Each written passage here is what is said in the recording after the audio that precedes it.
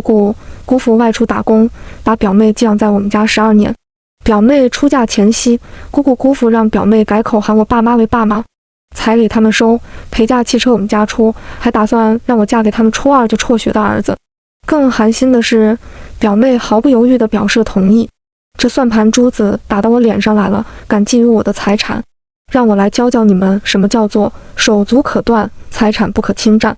家里养了12年的表妹要出嫁，爸爸妈妈喊我回家给她做伴娘，我毫不犹豫地请了假，准备去当我人生中的第一次伴娘。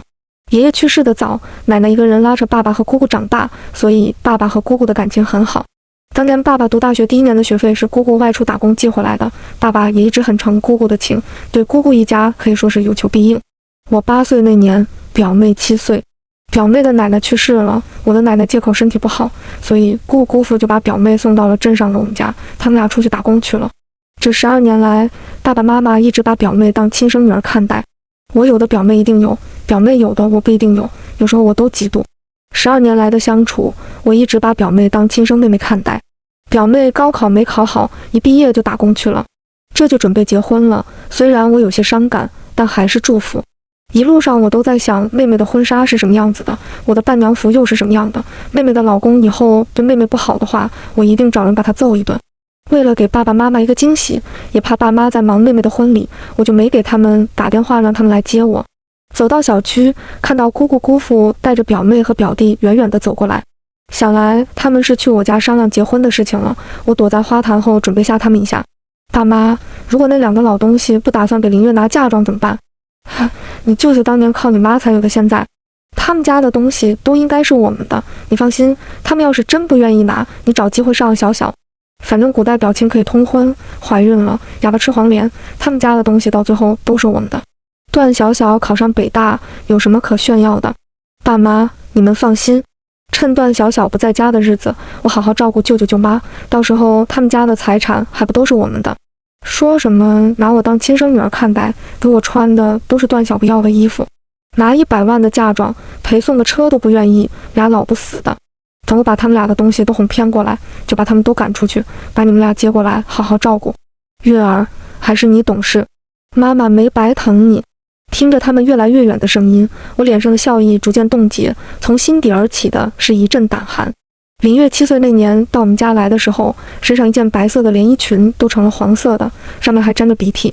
我妈心疼她，让我找自己的衣服给她换上。第2天就带着她去买了新衣服。那个时候家里条件还不是很好，但我妈给她买的是我都没有穿过的名牌。除了第1天穿的是我的旧衣服，后面我妈给她的都是新的，什么东西准备的都是2份。我更不敢相信的是，姑父刚刚说话时候语气里的阴冷，以及林月对我的敌视，还有姑姑和表弟的算计。我的脑海里浮现的是过年的时候，我和林月玲刚在外面放烟花，姑父在屋里和蔼地看着我们，手里拿的是准备好的大红包。我的一如既往的比他们俩的厚，当然我爸妈也不会亏待他们。脑海里回荡的是姑父阴寒的令我胆颤的声音，我都不知道我是怎么走到家里的。打开门，爸爸妈妈坐在沙发上，已经戒烟很久的爸爸重新点起了香烟，屋里缭绕的是呛人的烟味。说好的给月儿的商铺就不给了，他们的要求就满足了吧？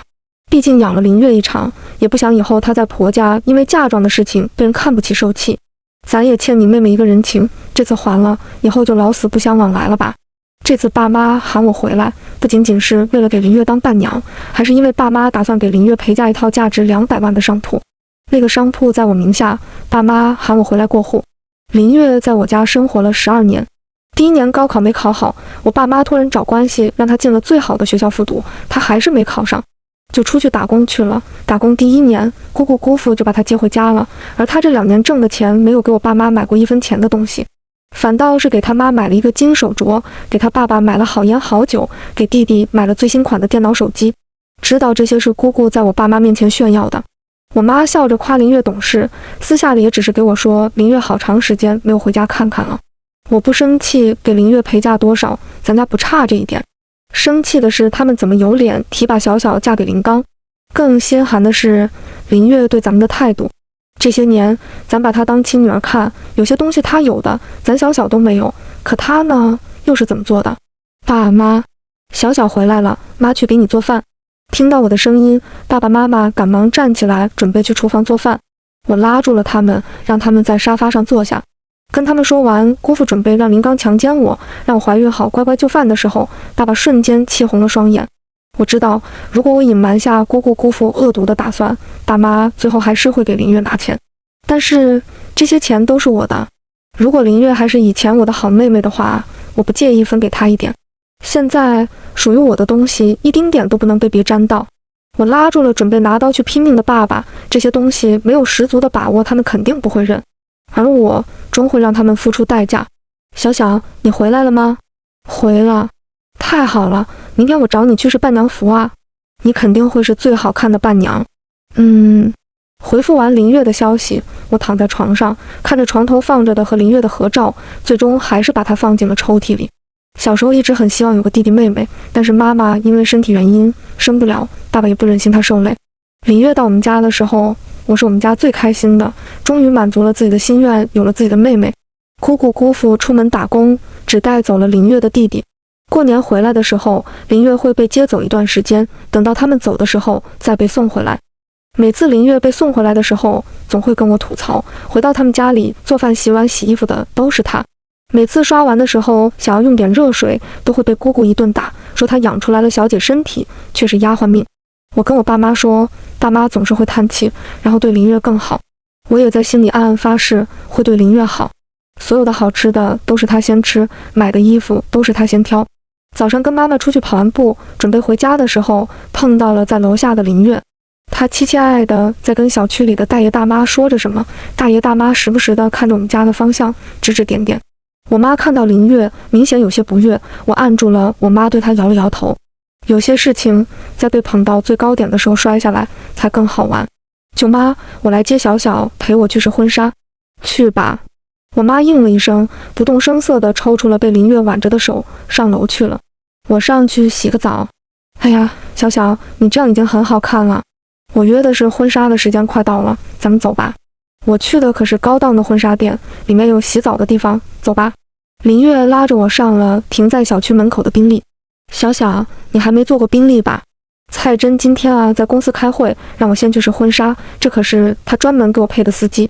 一路上我都在听着林月炫耀她老公的庄园、别墅、法拉利、98年的拉菲、私人飞机等等。终于到婚纱店门口的时候，我才暗暗松了口气，不能撕破脸的感觉真难受。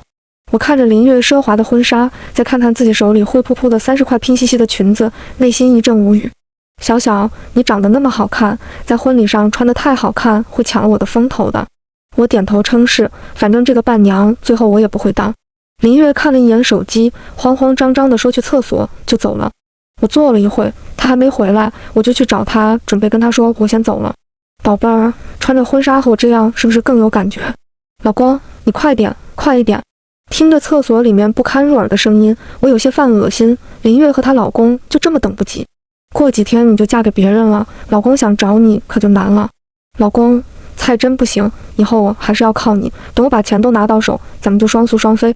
你上次不是说把你舅舅舅妈的养老钱都骗到手，怎么样了？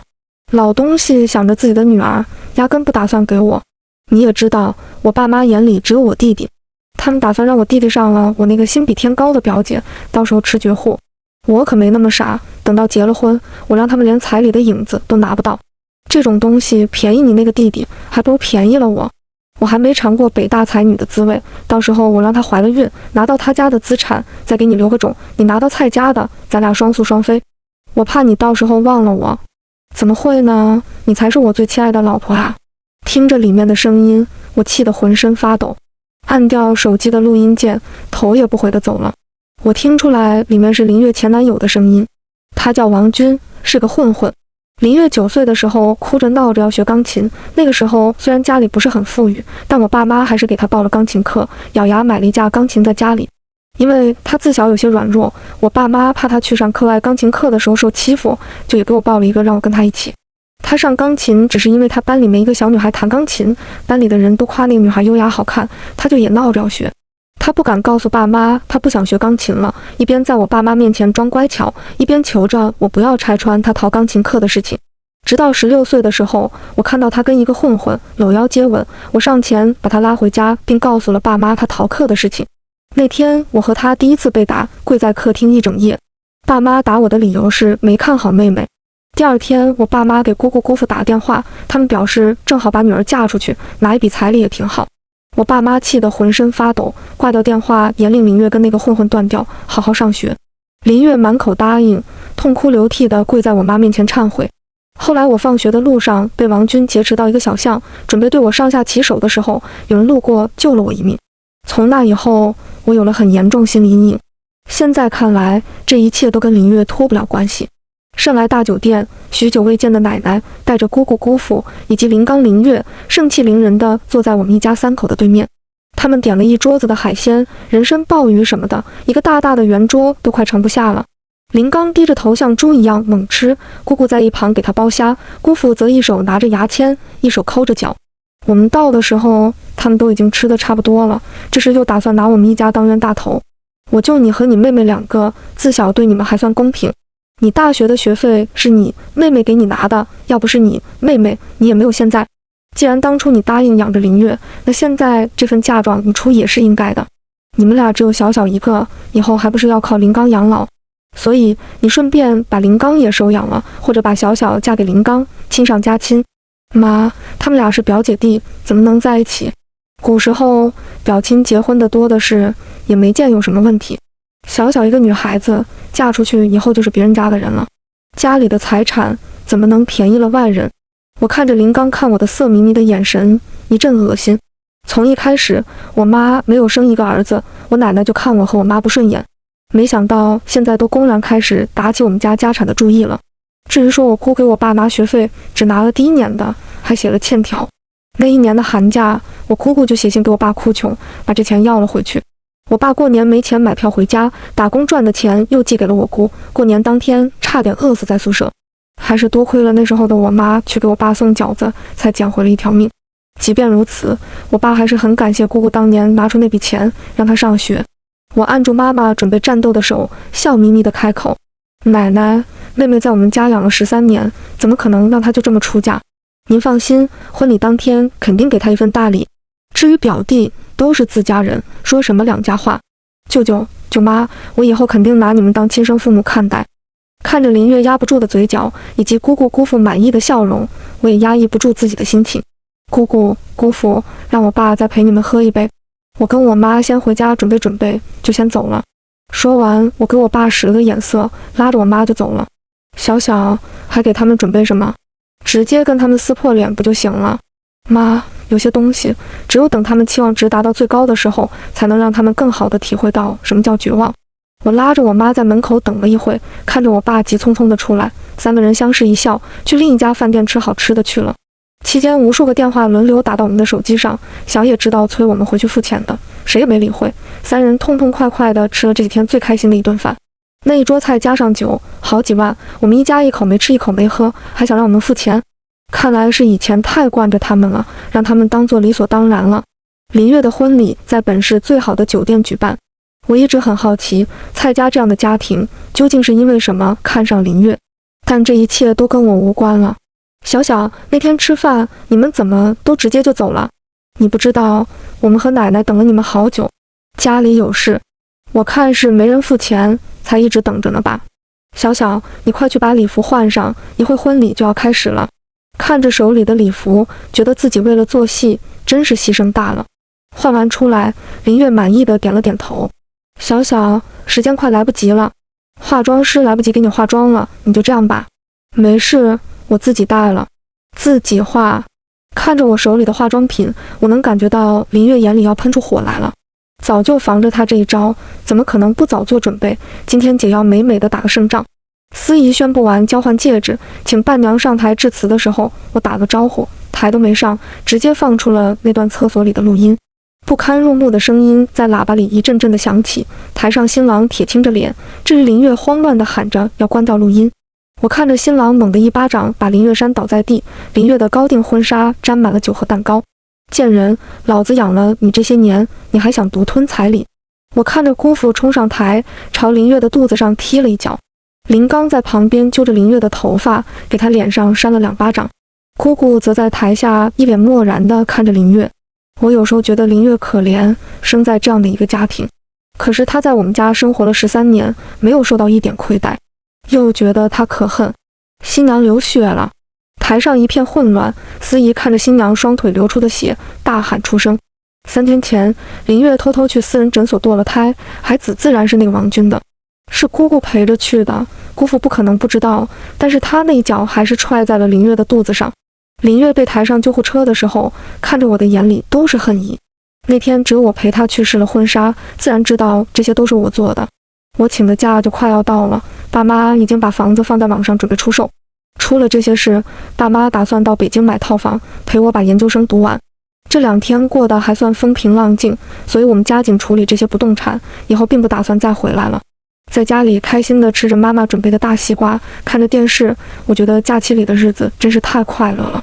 门铃响了，我妈去开门，却传来一阵吵闹的声音。出去看的时候，林月穿着病号服躺在我们家门口，姑姑也坐在地上哀嚎，林刚站在我妈身边，我妈则被踹了一脚倚在了门上。你个丧门星，都是因为你，我们家院才到今天这种地步。我把林刚推开，赶紧把我妈扶起来。你还敢推我孙子？我还没站稳，就被我奶冲上来，狠狠地朝头上捶了一拳。我眼冒金星，惯性使然，反手推了我奶一下。不得了了，自己的孙女要杀我呀！我奶顺势坐在地上，一边捶胸一边开始痛哭。周围的邻居在旁边窃窃私语，就是这一家嫉妒自己家外甥女嫁得好，搅和了她的婚事。听说被舅舅在婚礼上打得不能生育了，这是多大的仇啊！小丫头不还在地上躺着呢吗？这小丫头不是从小在这家长大的吗？心可黑了，从小就没吃饱过饭，只对自己的女儿好。小时候不看这小女孩穿得挺好的吗？不都做给我们外人看的吗？不然自己亲生的考上北大，养的这个高中都没毕业。听着邻居的讨论，我妈气得手发抖。我说，怎么最近老是有人对我们指指点点？原来林月一开始就对我们进行了造谣。舅妈，我一直拿你当亲生妈妈看待，你怎么能这样对我？林月虚弱地看着我妈，好像她做了什么十恶不赦的事情一样。你个丧门星，没有给我们家传宗接代就算了，还生出这么个逆女来打我，赶紧滚出去，把房子给我大孙子让出来。大孙子，去把他们的东西都给我扔出去，今天我们就搬进来。原来是打着要房子的注意来的，我偷偷地给我爸打了电话，并且调出那段婚礼上的录音，当众放出声。林刚上来就给了我一脚，并且把手机摔碎了。虽然没有放完，但是前面的内容已经足够劲爆，周围的邻居都目瞪口呆地看着作秀的林月。林刚和我姑姑姑父则进去把我和我妈的衣服收拾收拾扔出了门外，准备来个鸠占鹊巢。警笛声响起的那一刻，我终于放心地晕倒在我妈的怀里。醒来的时候是在医院，我妈紧张地看着我，床头还站着2个穿着制服的警察，准备做笔录。说明了那天的情况之后，我坚决追究林刚对我的故意伤人罪以及非法入侵民宅。在医院住了2天，没什么大事，我就准备回家了，毕竟请的假时间早就超了。收拾完东西，我爸去办出院手续，我奶带着我姑和林月就过来了。小小，你看你也没什么事，再怎么说林刚也是你的表弟，你也不好叫他真的坐牢，是不是？姑姑拉着奶奶坐在我的床上，我就在床尾看着他们3个。死丫头，你不就受了点伤？我跟你说，你要是真把我大孙子送进监狱，我非打死你和你妈。小小，我真的知道错了，你原谅我，救救林刚好不好？我看见姑姑拧了林月的胳膊一把，林月身体颤抖了一下，就跪倒在我的脚边，哭哭啼啼地向我求情。这都是你们自找的，放林刚出来，我还没那么圣母。甩开林月，我往旁边挪了挪，鼻涕都抹我裤子上了，真恶心。死丫头，我非打死你！我奶奶看我不答应，轰的一下从床上站起来，就冲到了我面前。我看着病房门口已经围了很多看热闹的人，在我奶快到我跟前的时候，顺势自己就倒下了，暗暗地拧了一下自己的大腿内侧，眼圈瞬间就红了。奶，对不起，对不起，我不该不听你的话，嫁给表弟。奶，你放过我，好不好？我以后一定听你的话，绝对不信什么近亲不能结婚的鬼话。奶，你说把我们家所有的财产都给我姑姑，不然就把我卖给山里人。求求你了，不要卖我好不好？姑姑，我都听你的。表妹，你说你不能生，让我给妹夫代生，我都听你的，奶奶最听你的话了，你快去劝劝奶奶，让她别打我了。呜呜，我都脑震荡了，再打我就活不下去了。有些话管他们有没有说呢，直接好，反正现在都是谁哭谁有理，与其让他们利用舆论，不如我先用。三个人看着周围人对他们指指点点，都铁青着脸。这个时候从人群后面，我爸带着2个警察就过来了。哦对，今天还约了警察做笔录，上次脑子有点不清醒，没做完。同志，刚刚听到你们说买卖人口，怀疑你们涉嫌最近市里几例妇女失踪案，麻烦你们跟我们回局里调查。意外收获，我奶平时可没少说要把我卖山沟里去，至于真假，警察同志会给一个交代。你个杀千刀的，我什么时候说要卖你了？我不去警察局，我没犯法，我不去。妈，我不能去警察局，蔡家会打死我的。舅舅，求你放过我呀！表姐，表姐，我错了，我真的错了。一家3口哀嚎着上了警车，我和我爸也去警察局做笔录去了。最后林刚被判了半个月监禁，还留了个案底。至于林月，蔡家并没有对婚礼上的事做出什么回应。我除了觉得奇怪，也不再关心。介入他人因果，容易破财。因为生病，我又延请了3天假。实验室的进度已经差了一截，买了明天的飞机票，准备和我妈先飞去北京。我爸则在家里把家里的不动产都处理一下。结束了和朋友的聚会，哼着歌，快乐地往家赶。明天就要回学校了，要见到我的心动 crush， 我那高贵冷艳的师兄。就在小区门口的时候，突然被人捂着嘴拉进了旁边的小巷子里。等到看清楚的时候，是王军和林月2个，我有些犯恶心，但还不至于惊慌。你们想干什么？干什么？你那么聪明，怎么可能不知道我们要干什么？林月，你知不知道你在犯法？我看着一脸阴狠的林月，试图唤醒他最后的良知，一只手在兜里拿起手机，准备拨打110。段小小，都是你这个贱人，毁了我的一切。要是没有你，舅舅舅妈家里的一切都是我的，我才应该是这个家的小公主。凭什么你事事都比我高一头？钢琴明明是我先学的，凭什么你比我学得好？凭什么你能考上北大，我却考不上？说什么把我当亲生女儿，买房子的时候怎么没说给我买一套？段小小，我好不容易嫁入豪门，你把一切都毁了。我听着林月的发言，真的愈发觉得迷惑。王军，你快上啊！只要让她怀了孕，她的一切都是我们的。我看着王军咧着一嘴大黄牙朝我逼近，我甚至都能闻到他嘴里的恶臭。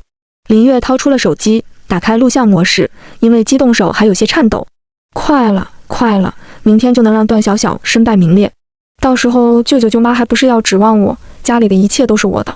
等到财产都到手，我就把这俩老东西赶出去，让他们跟自己的亲生女儿作伴去吧。畅想着明天以后的美好生活，林月都快忍不住笑出声来了。王军抓住我的手，上前就要扯我的衣服，上衣的纽扣被扯掉，我能感觉到王军更加兴奋了。他因为兴奋，抓住我的手有些松懈，我趁机掏出了兜里常备的一根便携的电击棒，毫不犹豫地朝后向王军电去。17岁那年的事情过后，我从没穿过裙子，穿裤子也只穿带兜的。出门的时候，手机都可以不带，防狼电击棒是我必带的东西。因为便携，所以功率不太大，只对王军造成了一瞬间的麻痹。我趁此机会毫不犹豫地跑到了光线明亮处，拢紧衣服大声喊叫，吸引人的注意力。警察到的时候，我还有些抖，但还是跟他们去了警察局做笔录。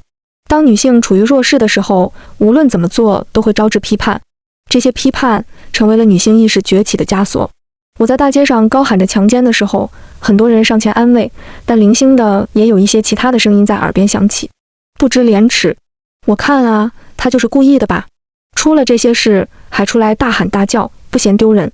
荡妇出来勾引人的，我看是出来卖的，价钱没谈拢吧？没人规定受了伤害就必须躲起来，但那些言语化成了一支支利剑，成为了萦绕在女孩身边厚厚的壳。可惜的是，这层壳刀剑向内，直刺女性。最后王军因强奸未遂被判了有期徒刑3年。至于林月，哭诉自己是被强迫的。那个小巷没有监控，我没有证据证明他是故意的，他就被蔡家领了回去，这件事不了了之。但是我看到蔡家来人接他的时候，他颤抖着不敢说一句话，尤其是当蔡真把手搭到他的肩膀上的时候，我明显的看到林月的脸色一瞬间毫无血色，仿佛看到了洪水猛兽。我就知道林月在蔡家的日子不会好过。后来警察局的人邀请我做了一期专访，太多的女孩受到伤害后不敢站出来，自己默默忍受着伤害，坏人也没有得到应有的惩罚。我们不应该怪女性穿裙子、穿短裤，而应该怪有些人看的不是衣服，而是透过衣服看到肉欲。到北京之后，就进入了没完没了的实验室生涯。自从爸妈到北京以后，我的生活提高了不是一个档次。每天回家都有爸爸妈妈做的丰富的晚餐，吃完饭3个人一起去楼下的花园里散散步，家人闲坐，灯火可亲。我把我奶奶还有姑姑姑父林月单独设置了一个微信分组，每天都发一些仅他们可见的朋友圈。今天去喝了一杯星巴克，明天发表了一篇论文，后天带着妈妈去美容，大后天一家3口去高档餐厅吃牛排。看着他们在我的朋友圈下面无能狂怒，我觉得每天的太阳都足够明亮。奶奶去法院告了爸爸，说他不履行赡养义务。我爸甩出每个月给他转的钱的账单，在基础抚养费的基础上多加了1000，只不过他把这些钱都贴给林刚了。老太太到现在还认为坐过牢的大孙子能给他养老，那就随他去吧。